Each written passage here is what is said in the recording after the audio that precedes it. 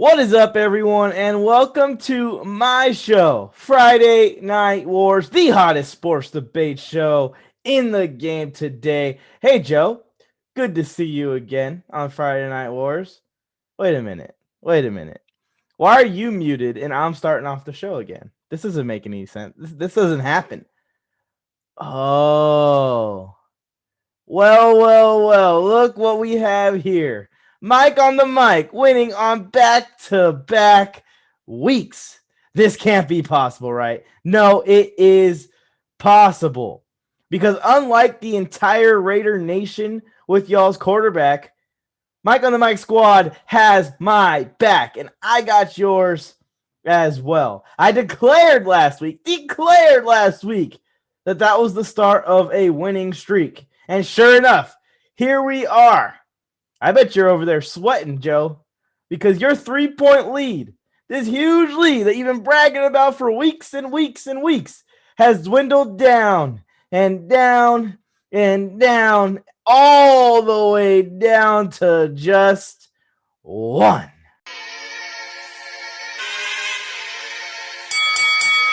Let's get ready to rumble.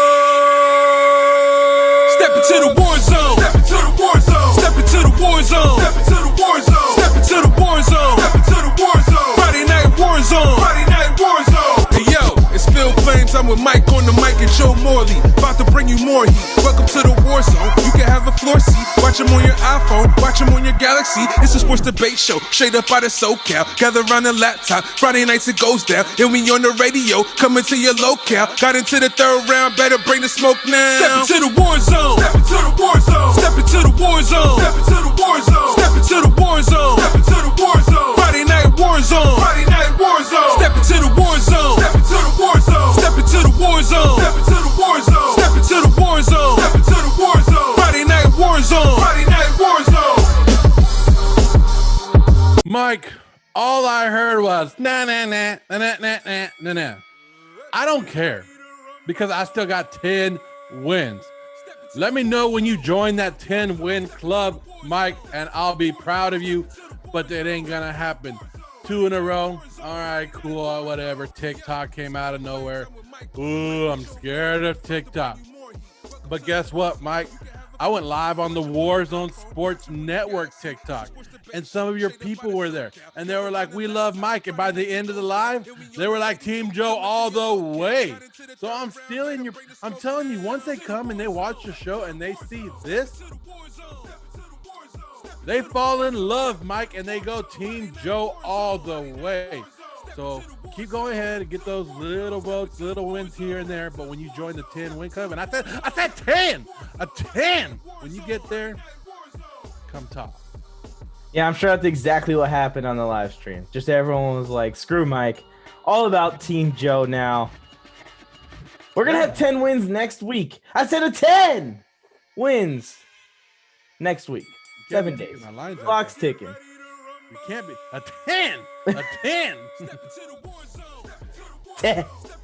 Like Booker T. 5 times. Mine was like, what's his name? Billy Bob off of Varsity Blues. And he's like, a 10. Is that too old of a movie for you? Because if you don't watch Varsity Blues, I'm pretty young. You're way closer to the grave than I am. I'll tell you that much. Yeah. Anyways, guys, this is the Warzone Sports Network Friday Night Wars. Mike got 2 in a row. Whatever it is, what it is. But you guys hit that like button, hit that subscribe button, and share this channel because we're going up, and you want to go along with the ride with us. So come on, hop on to the Warzone Sports Network bus, and we're going to take you guys everywhere. 2 seconds. Hit the subscribe, and don't forget, hit the notification bell next to it. That way you're alerted every time we drop a new episode of the 3 different shows that are airing weekly on the Warzone Sports Network. Really getting full go into this, and it's going to be a ton of fun.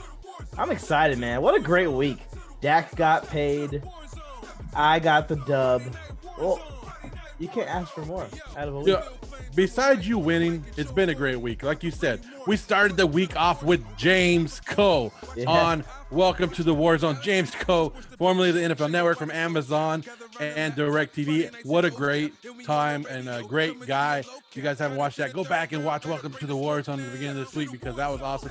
Then we had Sports Force, and right when Sports Force happened, that's when the Dak Prescott contract happened. A lot of stuff. They talked about the NBA All-Star game. That was a great show. And now we get to end your week right here. Me and Mike Friday night. And you guys should get excited because why not end your week with the two best looking guys on the Warzone Sports Network? Did you just compliment me? Okay, let's get to war on that note. Everyone, you know how it goes. We got some hot topics for you today. Let's go to war. Is the Dak Prescott contract good or bad for the Dallas Cowboys? Look, I love the story of Dak coming back and the Cowboys finally showing him some love, right? But I'm not going to sit here, Mike, and forget what the Cowboys did for the last 2 years. They're a little bit too late on this, right? They're a little bit too late. They played hardball with Dak just to pay him $70 million in one season. Hardball for that? That's what you're playing hardball for? Does this deal help the Cowboys defense? Does this deal bring back the Zeke from a couple years ago? Does this help Mike McCarthy become a good head coach? This looks good on paper, and everybody's happy because the Cowboys took care of Dak only after he was hurt. Only after he was hurt. That's when they want to take care of him, right? I'm seeing the big picture, Mike. This is the big picture. It's another quarterback getting paid top dollar while the rest of the team is going to struggle. So, no, I don't think this is a good deal for the Cowboys. Dak is a good quarterback, and I'm glad he got his money. But the Cowboys organization will hurt in other areas of the team. Like I said, if they would have signed him 2 years ago, they probably would have got him a lot cheaper, and it would have been a lot better deal. Yes. To quote the famous Daniel Bryan, if you've been following me at all over the past year or so, you know that I have been Team Dak Prescott all the way. I have always hated the franchise tag for how teams use it, especially in today's game, to hold back a player from going and getting their guaranteed long-term deal, whether it be with the team that they're on or in free agency. It should be used to continue negotiations if a player, I put player in all caps, wants to stay with that team and continue to negotiate. But the player should have that choice to say yes or no, whether they want to play on that franchise tag. You risk it all when you play on the franchise tag, and Dak, unfortunately, learned this the hard way. I was pissed, Joe. I was absolutely disgusted. You probably remember how mad I was and how I actually felt about Jerry Jones and the Cowboys organization after I saw Dak get hurt. But I feel like now that they've paid the man, I owe Jerry Jones an apology. You know, from my point of view, Jerry Jones had tagged Dak and wasn't going to sign him anyways.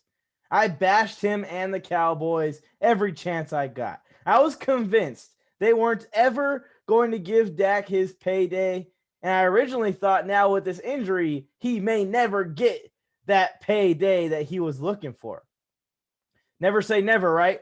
The Cowboys broke and locked Dak Prescott in as their guy for years to come. Really, the only thing the Cowboys could have done better with this signing and adding Dak Prescott to the long term is, like you said, to have done it a year earlier.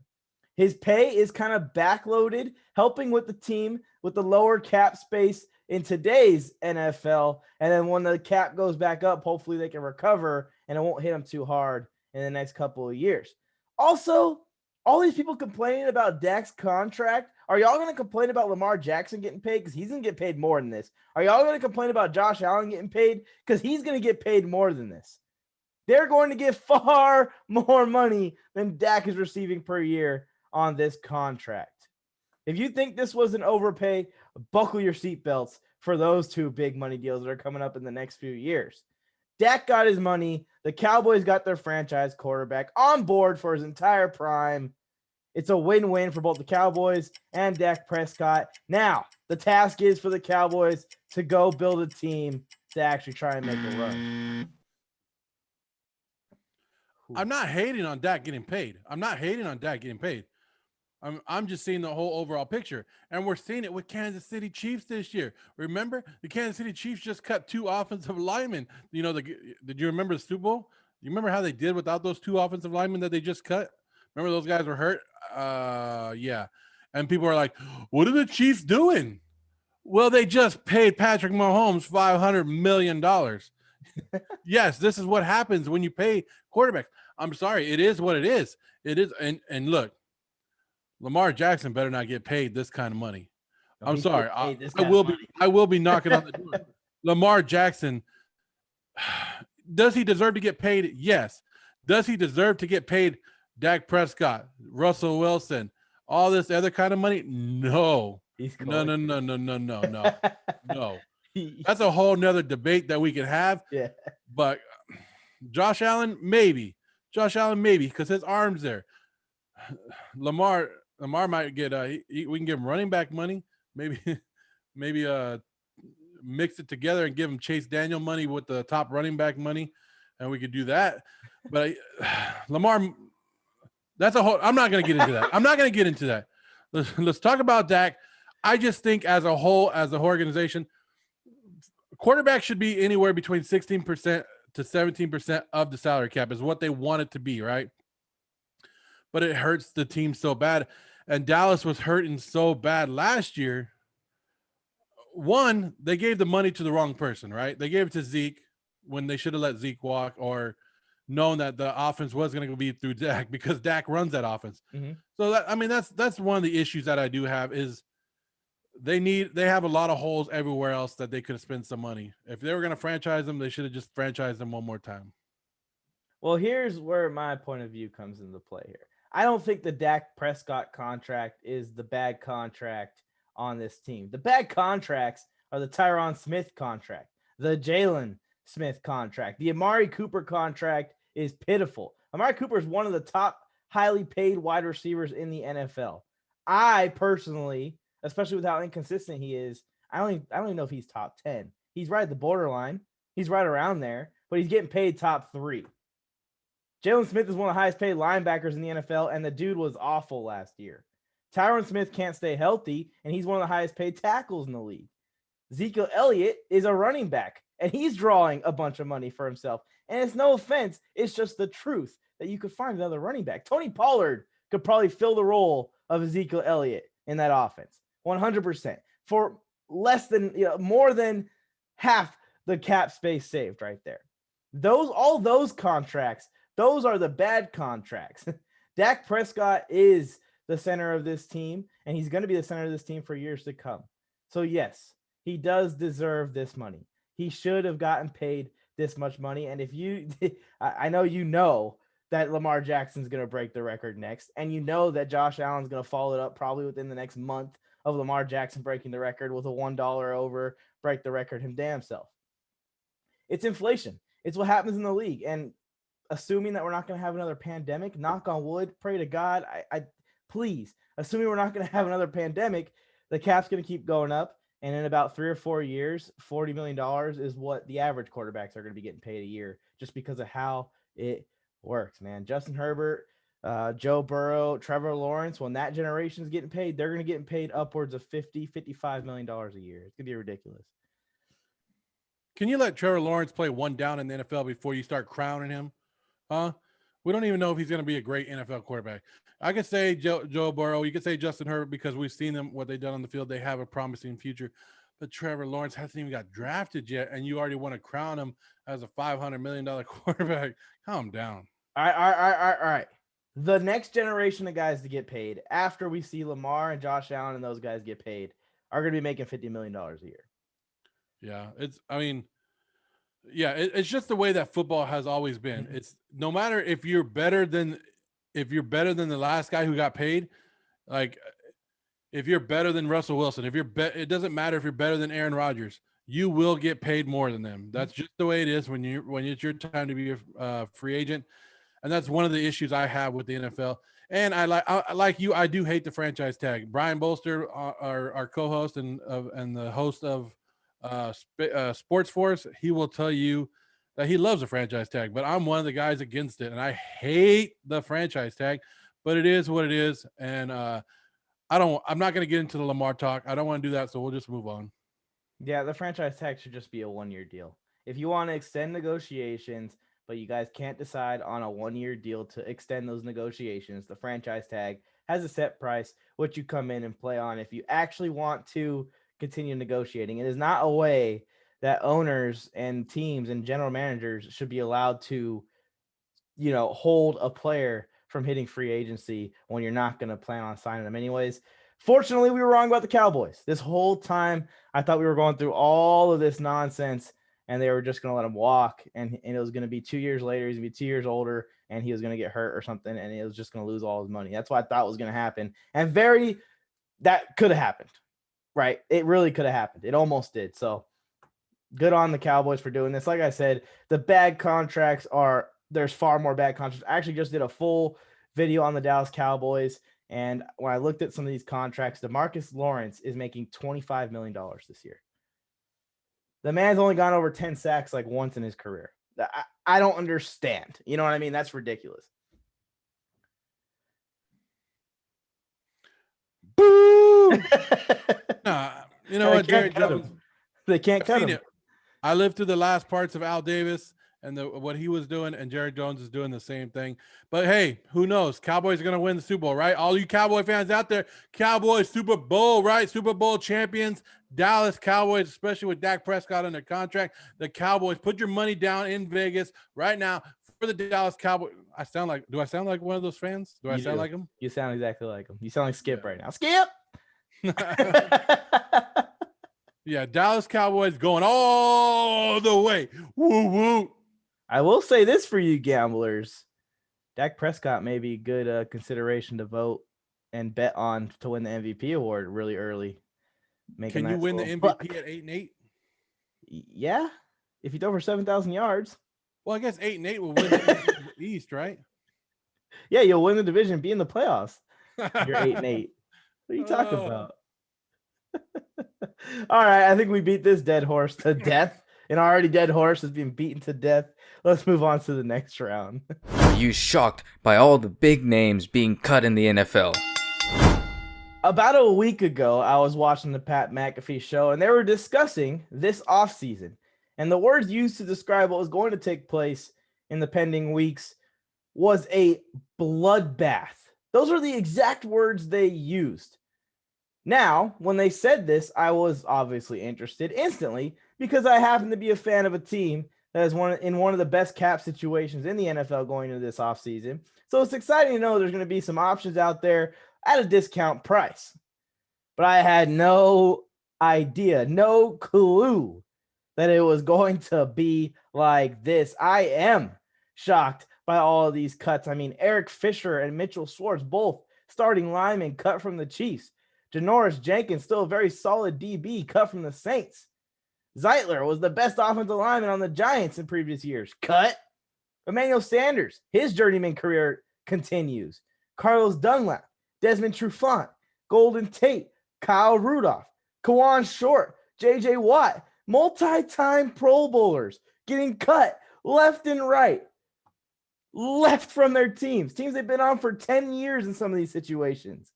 There is a huge shift going on in the NFL this offseason. The teams loaded with veterans are opting towards cheaper and more youthful players and options in these contract scenarios. The interesting part to me is how will the teams that are already super young react to this? With the opportunity to add some established vets for cheap team-friendly deals, we could see some of these teams that were the worst in 2020 explode in 2021. I'm not shocked at the amount of cuts going on necessarily, more the quality of players being released at this level and this mass. We are already at well over 15 starting caliber players released. with a lot more time for that list to grow. I am shocked. Mike, I'm not shocked at all. I'm sitting here and I'm not shocked. Every season, every offseason, there are big name free agents cut or players cut to free agency. It doesn't shock me at all. The NFL is a business. And with the salary cap, you have to evaluate players every year, and every position needs to be reevaluated. And you're always looking to get what? Better and cheaper. Better and cheaper, right? I think we as fans get stuck on the name values, and we remember what the player once was instead of looking at where they are now. You remember the J.J. Watt from 2 or 3 years ago, but not the J.J. Watt now. That's what you remember. Instead of looking and it doesn't matter, right? It doesn't matter who you are, because Father Time will come knocking, and your time in the NFL will be done. DONE, done. Your time will be done. The typical NFL player takes a beating on their bodies, and our bodies, a human body, isn't designed for that. So they will wear down, and teams will see that. And they will ship you off. Bye, Felicia. They'll kick you right out. They'll let the door hit you on that way out. That's what they're going to let you do. So even if a player has 1 or 2 good years left in them, the team will let you go because they don't want to be stuck with the bad version of you. They don't want to be stuck with that player of once J.J. Watt becomes the bad J.J. Watt. They'd rather lose 1 or 2 years of productivity than leave him on the team, right? Let him be somebody else's problem that lasts 1 or 2 years. So no, I'm not shocked, especially with the salary cap going down to where it was this year. I do think, however, that this is going to change the way players structure their deals for the future. Yeah, this offseason is going to be precedent. You're going to see some things get flipped on their head a little bit. Literally, and you're going to see it both in the win totals of some of these teams, and you're going to see it as far as the money wise of some of these teams. And like you said, some of the deals. But I don't think all these guys are washed yet. I think almost every name that I've mentioned or every big name that's been cut is going to get signed to another team and is going to contribute to a lot of these teams. I'm really looking at the wide receiver position, especially. The wide receiver free agency group this year is really deep. Well, I'm not saying everybody's washed. I'm just saying that they, like J.J. Watt, he's towards the end of his career, right? You already know who he's in. Some of these offensive linemen have been told. These wide receivers, that's a different story. The wide receivers are free agents. Why? Because the draft was loaded with wide receivers last year, and the draft this year is even better of wide receivers than there was last year, according to most scouts and everybody out there. So they're looking like why? We can get a lot cheaper, right? If a veteran player is making this much money and he's right here on talent level and he's just a little bit better than the other guy, which one are you going to go with? You're probably going to go with the cheaper guy just because and take that little bit of hit of talent, but you're not paying as much and you can put that money somewhere else. Yeah. So I think that's why we're seeing the free agents, the wide receivers hit it, but these linemen, there's been a lot of talk about these linemen. They're all older guys. They're all towards the end of their career or injured or whatever. So the team sees them taking a step back. It just is what it is. Mm-hmm. Yeah, and it's an interesting dynamic that we're going to see take place. I believe the cap is officially set at 182. I think it's officially set 182, which is a lot lower than anyone expected if you look at it last offseason going to this offseason. Yeah, it's about $14 million less than what it was last season. And teams do get to carry some money over. So not every team is at 182. Yeah. I think they can flexibility all the way up to like 30 million more. But it just, it's different. And then you got teams like the Saints that still are having problems getting under. They have to release a lot more players, and it's crazy. Yeah, they're cutting everyone. They're cutting every veteran that they got. I've seen it over the last couple of days. They've already cut like 3 or 4 players that probably were starters last year, or at least heavy contributors to the Saints offense and defense last year. I'm just really intrigued and really interested to see how teams that are in really good cap situations that are really young, what veterans they decide to bring in and implement into their young programs. Teams like the Jaguars, for example, they're about to get a new franchise quarterback. Okay, let's just say it works out with Trevor Lawrence. You need to add some more receivers. You need to add a better offensive line. You need to improve the entire defense. How do they determine what veterans are going to come in and suck some of that cap, and what's going to go to the draft, and the younger players, like you said, they're a little bit cheaper. It's going to be an interesting dynamic. Another team that has a lot of cap space is the New England Patriots. I could easily see them flip that script on its head and become a really good team in 2021. Hey, man, with all the opt-outs coming back, who knows? The Patriots could be a competitor again next year, depending on who the quarterback's going to be. Yeah, this offseason is just getting started. Yeah. Free agency starts it, then the draft starts, and then you got another free agency. I call it free agency part 2, where some of the more veterans get cut. But yeah, I think basically all I think is we're seeing more veterans get cut now than later on in the offseason. They probably would have been cut anyways, and teams are just making the decision now. And our teams realize that, hey, it is time to rebuild. It is like Texas knew the Texans knew they weren't going nowhere. Get rid of J.J. Watt. We're not going nowhere. So I'm not shocked by it. It happens every year. Like you said, some of them still have a lot left in them.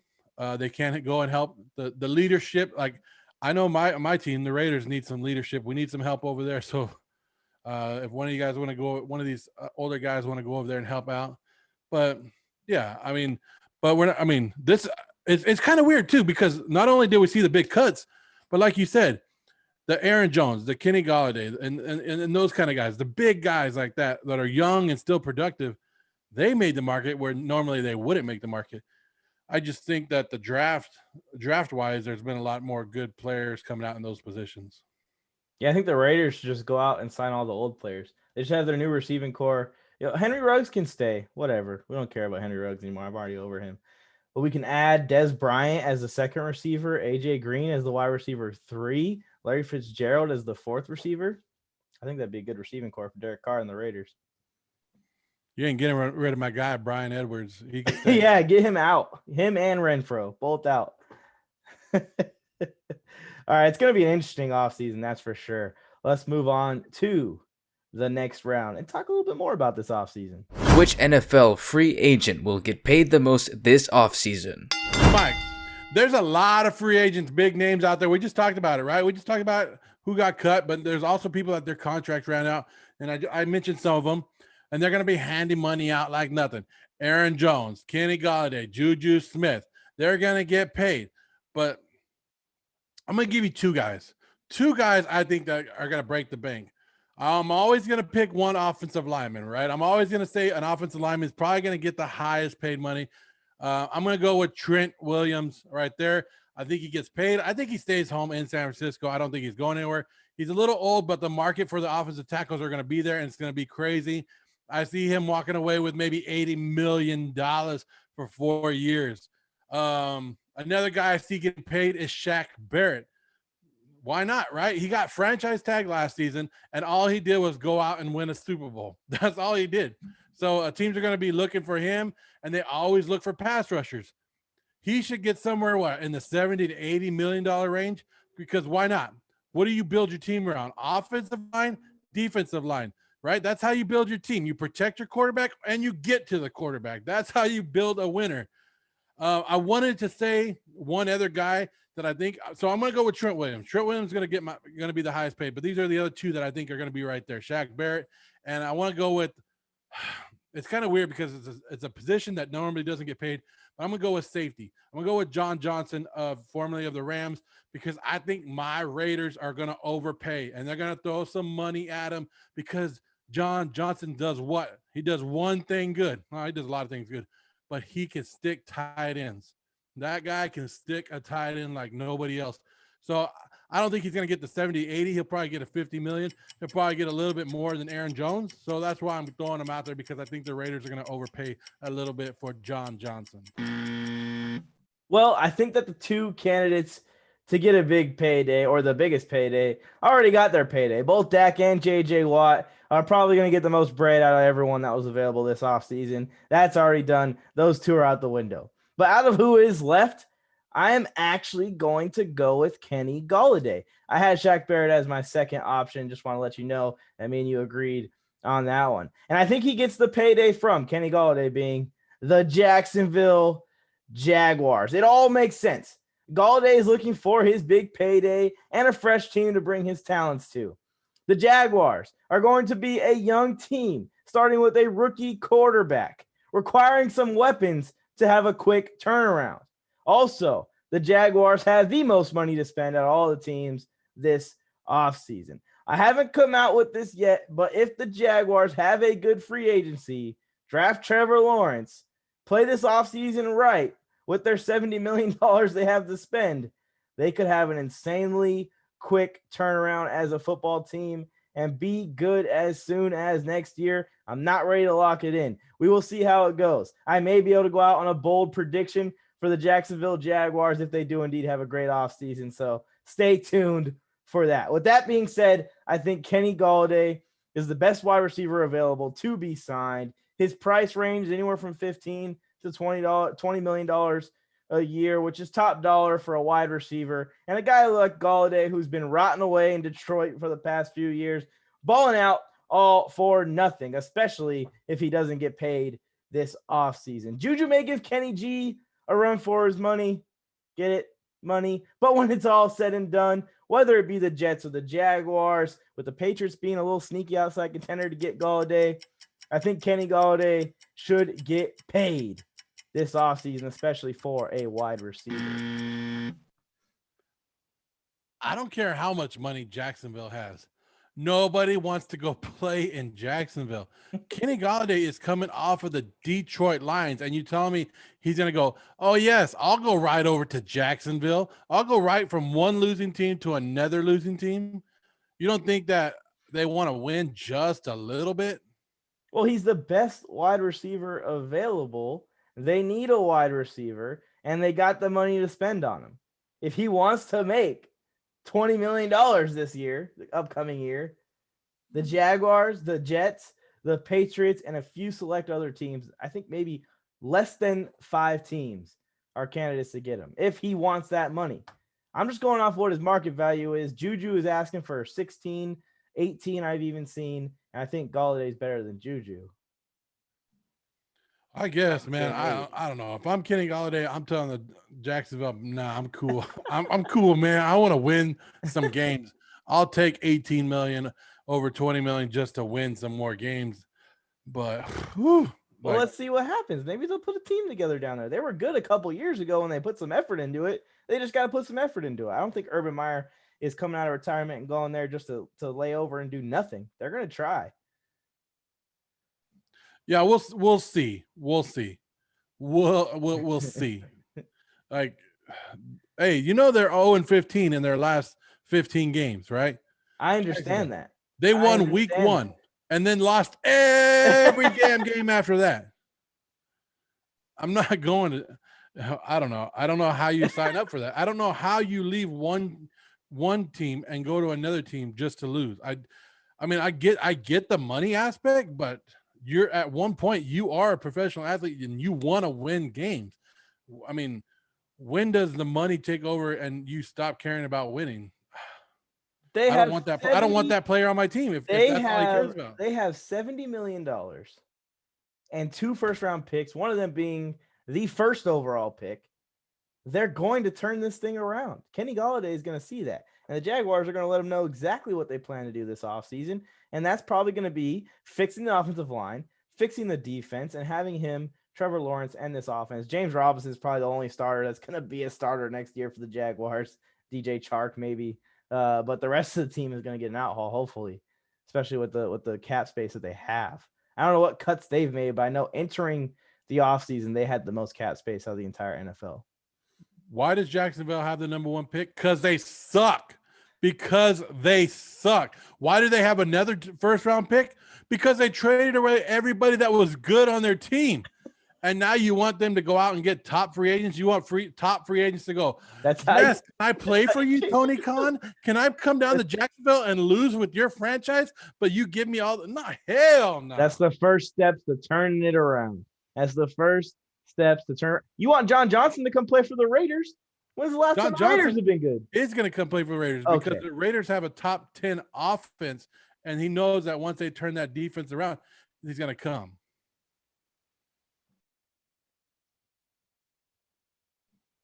It's gonna happen. It's gonna happen. Where Relax. do you think Shaq Barrett's gonna land? Tampa Bay. You think he's gonna stay? They're just gonna mega deal him up. He's either gonna go to Tampa or I think he'll end up in Indy. That'd be cool. But I don't know. I think he wants to go back to Tampa. I think they'll find I a way would. to keep him if it happens. But I don't know. I think yeah, I think it's between those two teams. Because I think Shaq Barrett's probably the possibly most impactful singly as a player available this year. The guys can make the biggest impact out of everyone that's free agents, and I'm excited to see where it ends up. As long as it's not the Chiefs or the Raiders or the Broncos, but they have too many D linemen. There's no way. Yeah, I I would love to have him on the Raiders, but I don't see the Raiders doing it. Plus, they already brought one Bucks defensive line over that defensive lineman that just ripped the Raiders off and stole some money from him, and Carl Nassib. Very over. So got some Khalil Mack trauma also. Yeah, it is what it is. So I don't see him doing it. I see them going different routes in there, but another guy is Bud Dupree. I'm kind of interested to see where he goes. Me too. I would like to see where he goes too. He's good. So there's going to be some money passed around, even though these veterans have got cut, like we talked about in topic number 2. There's going to be some spending on some veterans too. Yeah. And like they said, there might be some. They said like it was going to be the mass cure or whatever of veterans. But they said this could also be the year of the dream teams where they sign these 1-year deals and they prove themselves. Like, what if everybody loads up and goes to Indy? Yeah, exactly. Indy has the money and just gives everybody 1-year deals and says, hey, we're going to go win a Super Bowl. Let's go do it. Then we'll be done, yeah. Well, I mean, if Carson Wentz can throw to guys in blue, maybe the color change will help him out. Yeah. How many interceptions? He threw like 20 interceptions in 12 weeks or something crazy last year. Absolutely ridiculous. But your team is blue. Your team is blue. Tampa should just be holding on for dear life. Like all this chaos is going to go on in the league, and they should just hold on to everyone that they possibly can and say, let's run it back. Because by far, I think that they could be the best team again next year. Yeah, they got to work together and get together, but they do have a little bit of holes. But they kept Godwin. They kept Levante David. So they're Barrett. Good there. It's just Barrett now. Now they just got to get Barrett, yeah. Who do you think the Chargers' other defensive end is going to be, man? I'm excited. It's probably going to be Leonard Floyd or Shaq Barrett or, like you said, Bud Dupree. It's going to be good. I'm going to tell you right now, Leonard Floyd needs to find a way to get back on the Rams. No. He does. Because, yes, he does. I mean, that's where he's going to thrive. That's where he's going to do good. He needs to stay. He's going to thrive in the Chargers defense. We are the Rams defense. We're the Rams defense 2021. Here we come, baby. Do you have Aaron Donald? No, but we got Joey Bosa. Shut that up. Joey Bosa. Big Bear. All right. I had a great time this week. You guys know that I won my 3rd consecutive week. So go ahead, drop a comment that says MIKE or vote for Joe if you really think he won. But we know that you don't think that he won anything. He looks pretty confident. Yeah, dude, this was easy. This was so simple. This episode was so easy to beat you. Put it on the board. Yeah. Mike on the Mic squad. 10 times. We're going for 10.